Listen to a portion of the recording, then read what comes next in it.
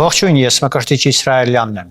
Օրերս Հայաստանի Հանրապետության նախագահ Վահագն Խաչատուրյանը պատասխանելով ներքաղաքական զարգացումների մասին հարցին նախ նշեց, որ նախագահը պարտավոր է պահպանել քաղաքական չեզոքություն։ Նախագահի այս ձևակերպման մեջ կա շատ ավելի խորքային շերտ։ Կառավարման խորհրդարանական համակարգում նախագահը գործադիր իշխանության ղեկավար չէ, սակայն նա պետական բուրգի կարևոր մասն է։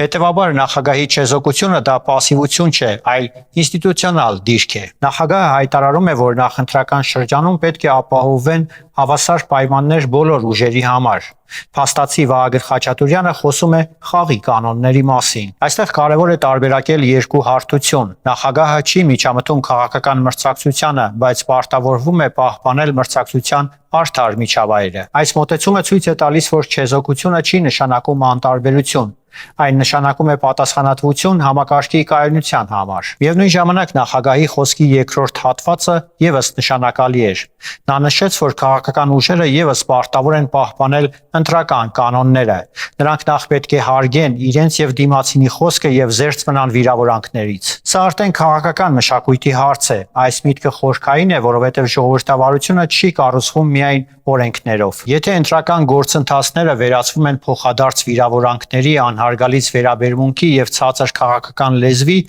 ապա անգամ տեխնիկապես ճիշտ անցկացված ընտրությունները չեն կարող վստահության մթնոլորտ ձևավորել։ Նախագահի ուղերձը կարելի է հասկանալ որպես հավասարակշռված ազդակ երկու կողմերին։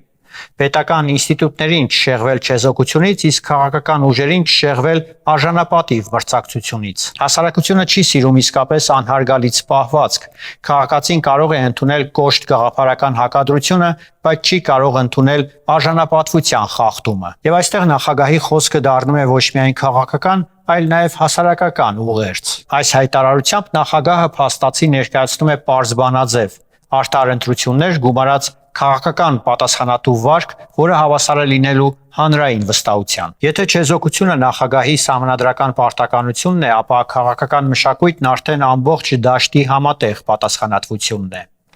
Ես Մկրտիչ Իսրայելյանն եմ, կհանդիպենք։